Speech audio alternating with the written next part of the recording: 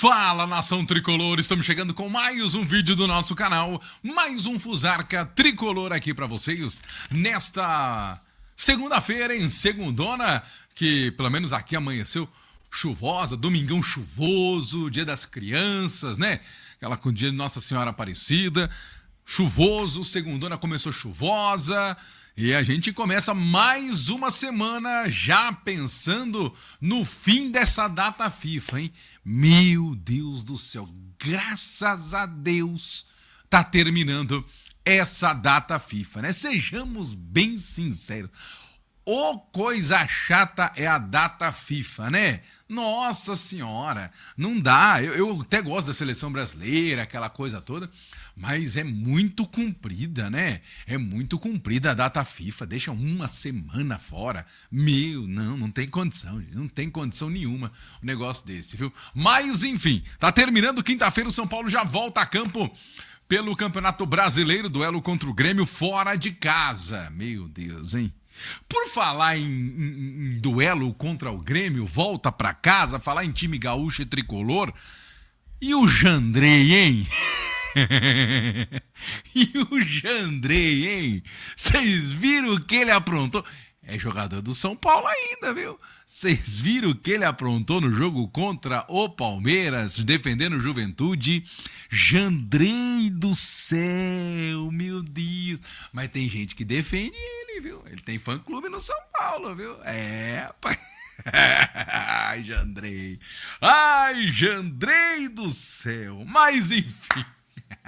Saudades do Jandrei? Quero saber de você, tem saudades do Jandrei? Vai voltar aí, hein? O Jandreizão da Márcia, viu? Nossa senhora, mas que bote errado foi essa história do Jandrei, né? Seja bem sincero.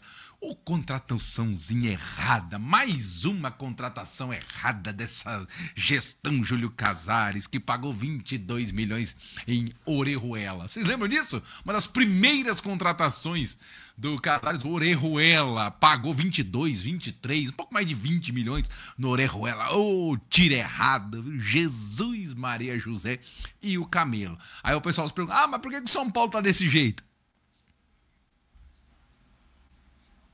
Enfim. Bom, vamos lá.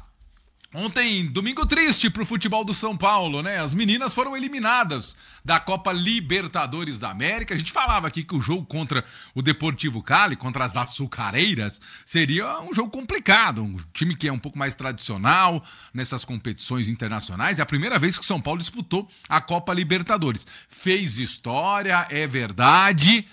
mas vacilou, né? Deu bobeira as meninas do São Paulo. Jogo igual, um jogo lá e cá.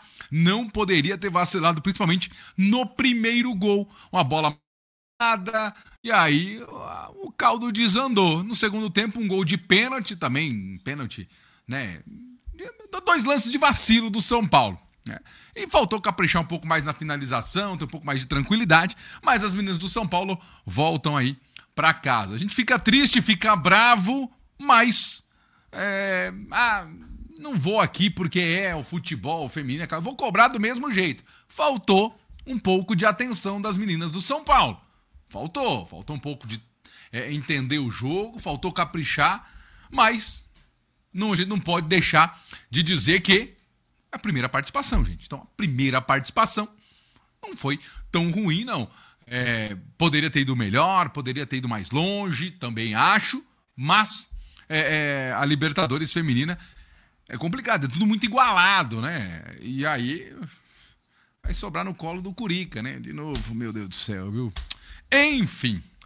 Bom, falando do futebol masculino, as meninas ainda do São Paulo, antes de falar do futebol masculino, ainda tem calendário esse ano, viu? Não acabou o futebol feminino, não. Tem Paulistão e Copa do Brasil, tá bom? Paradas complicadas aí que o São Paulo tem. Se eu não me engano, enfrenta o Palmeiras agora na Copa do Brasil, se eu não me engano, ou é no Paulistão. Eu vi a informação e me confundi. Mas, enfim, não anotei, né? Tem que anotar. A pauta na mão aqui, tem que anotar, pô. Enfim. Bom, boa sorte para as meninas aí, ainda busca um título nesta temporada. Vamos falar do São Paulo masculino agora, porque surgiu aí várias situações com atacantes nesse final de semana do São Paulo, não é mesmo? Primeiro, a gente vai começar com a história do Luciano. Pode ser? Vamos falar do Luciano primeiro? Porque tem 2 atacantes que não sabem se ficam no São Paulo. O Luciano não é um deles, mas também não sabe se fica. Ah, Hugo, mas falaram que o Luciano não vai sair. Exato, não vai sair, calma. Mas, porém, entretanto, todavia, o Vasco, naquela coisa, na teoria, tem gente que fala, pode ser que, de repente, o Vasco faça uma investida para cima do São Paulo em busca do Luciano. Tá, mas por quê, Hugo? Porque o Fernando Diniz está lá e o Diniz gosta de arrastar o Luciano para onde ele está. E ele está no Vasco, quer o Luciano lá, gostaria de trabalhar novamente com o Luciano. Porém, os dirigentes do São Paulo, as informações feitas aí, levantadas pelo Alexander Vieira, pelo Gabriel Sá, pelo pessoal que cobre o São Paulo no dia a dia, dão conta que o Luciano não sai do São Paulo. As informações é que o Luciano é peça importante para o São Paulo e um membro da diretoria do São Paulo chegou a comentar que, por entregar 20 gols no ano, o Luciano é peça importante para o São Paulo e custa até barato por cobrar aí, por entregar 20 gols no ano. Aí eu queria saber de você, é barato, Luciano, para 20 gols no ano? Ou participação em 20 gols no ano? Queria muito saber de você. Lembrando que o contrato do Luciano vai até o final de 2026, a multa dele é de 40 milhões de euros. Só que não, né? Só que não, essa multa de 40 milhões de euros. Além disso também, a gente pode falar de uma outra situação em relação ao Luciano. Eu tava falando sobre o Luciano e você percebeu que teve um corte aí, né? Como aqui a gente não esconde nada, eu gravo na rádio aqui. E deu um probleminha na programação. Eu tive que, como eu sou que tá mais perto do estúdio, tive que parar e ir até a programação ali, até o computador principal, dar uma mexida na programação e vamos tocando por aqui. Eu peço perdão por esse corte meio seco aí, mas vamos dando sequência. A gente tava falando sobre o Luciano, que deve ficar no São Paulo pela próxima temporada, deve cumprir o seu contrato, então, com o São Paulo Futebol Clube. Quem não sabe se fica no São Paulo em 2026 são outros dois atacantes. Um deles do Sub-20 e o outro do time principal. O do Sub-20 é o Gustavo Santana, garoto da base, ele que é do Cuiabá, está emprestado ao Sub-20 do São Paulo, inclusive marcou gol no jogo passado, que deu a classificação do São Paulo no Campeonato Paulista. O São Paulo ainda não sabe se vai ficar com o garoto. O garoto parece ser promissor, bom de bola, mas tem uma multa aí de 700 mil reais para que seja pago, 700 mil, perdão, para que seja pago em relação ao jogador para ter 60% dos seus direitos econômicos, né, os chamados direitos federativos. Jogador que parece ser promissor, pode ser uma aposta. Aquele negócio, ia pagar ao time do Cuiabá para ter essa porcentagem, para ter essa, como eu posso dizer a vocês, para ter uma aposta, né? Aí aquela coisa, né? Um se pergunta, bom, será que, de repente, não acha uma aposta, não tem uma aposta dessa na base do São Paulo? Será? Ou o São Paulo precisa ir comprar de outras bases para ter um jogador de base para que no futuro possa... É aquele negócio, né? Às vezes, você forma, mas não forma. E aí, você compra na base. Que também é muito natural, é muito normal isso acontecer. Às vezes acontecem transações de base que muita gente não fica sabendo. Agora com rede social, aquela coisa toda é mais fácil. Mas tem muitos jogadores da base que a gente lembra, a base do São Paulo, por exemplo, Lianco, né? A base do São Paulo, mas também fez base no Botafogo, se eu não me engano, né?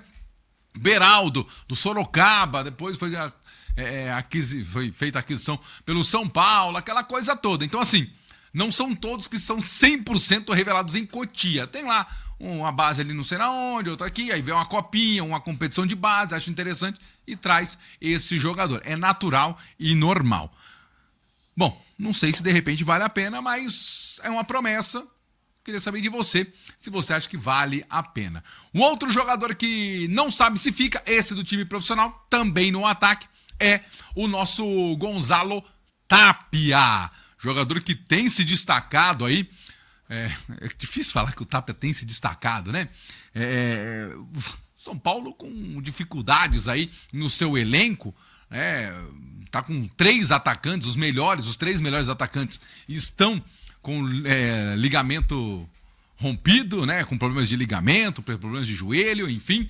E aí o que sobrou foi Tapia, Dineno, esses jogadores. E aí tem que se destacar de algum jeito. Gonzalo Tapia tem se destacado. A gente já falava aqui. O Tapia não tem aquela técnica, não é aquele primor de jogador, mas compensa muito na entrega. Não sabe ainda se o São Paulo vai permanecer. O problema todo é que assim, gente, para o São Paulo contar com o Tapia no 2026, ele tem que fazer a aquisição diante ao River. E o preço do Tapia é 12 milhões, cerca de 2,2 milhões de dólares. Vamos ser bem sinceros, Tapia não vale 12 milhões. Não vale 10, não vale 8.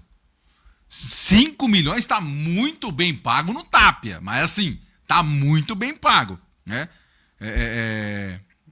Sejamos sinceros, não dá, né? Não dá. Sejamos bem sinceros, não dá mesmo. Então assim, honestamente, eu não pagaria, eu Hugo, não pagaria 12 milhões no Tapia. Ou diminui esse valor, ou não compra. Fala, obrigado, até a próxima. Tem que parar com esse negócio de toda hora ser obrigado. Quer vir por empréstimo? Opção de compra. E meta? Não, eu vou avaliar no final do contrato. Ah, mas isso não existe. Não existe porque é o São Paulo, que aceita tudo, é a freira do prostíbulo. É simples. Eu quero o seu jogador emprestado, vou pagar os salários dele, tá encostado aí mesmo, vou pagar os salários dele, no final do contrato eu vou avaliar. Se eu quiser eu fico, se não eu devolvo. Acabou. Acabou, eu vou estar pagando pelos serviços dele. Vou estar livrando a sua folha de pagamento. Então assim, faz a avaliação no final. Agora, o que não dá é pra ficar aqui nessa história de todo jogador ruim tem obrigação de compra. Isso que tem que parar. Isso é uma coisa que tem que parar no São Paulo. E eu espero que o Tapia, por enquanto, não vale comprar. Não vale a compra de Gonzalo Tapia. A gente já falou do Jandrei, né? Que beleza, hein?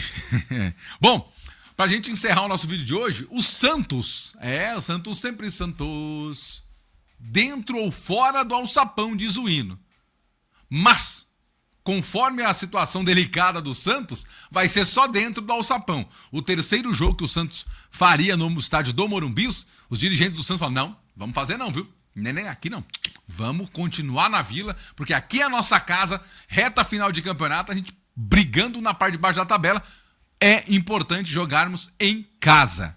E aí, o Santos, então, não deve fazer o terceiro jogo no estádio do Morumbi. Quem poderia imaginar que numa reta final, precisando vencer jogos para se livrar de zona de rebaixamento ou para somar pontos, a sua casa seria a melhor opção. Já o São Paulo vai fazer um jogo importante contra o Flamengo, longe de casa. Ah, tem show e não sei o quê, patatá. Ok. Mas dava para ter escolhido outro canto, né? Enfim. Mas a gente vê aí que o Santos já pulou fora dessa história de fazer o terceiro jogo. São Paulo, então, acho que pode fazer só 2 jogos também na Vila. Acordo concluído, vida que segue, e espero que nunca mais faça esse acordo tão ruim quanto foi feito. Apesar que fazer acordo ruim é talvez a melhor valia, né, dessa gestão capitaneada por Júlio Casares e companhia. Beleza? E aí, você faria mais um jogo no estádio da Vila Belmiro, se você pudesse? Deixa aí nos comentários, quero ouvi-lo. Beleza? Esse foi o nosso vídeo de hoje, espero que vocês tenham gostado. Deixe o seu like, se inscreva no nosso canal. Se apareceu o hype aí, dá aquela hypada pra nós aí, ajuda nós nessa brincadeira. Beleza? Forte abraço, até a próxima.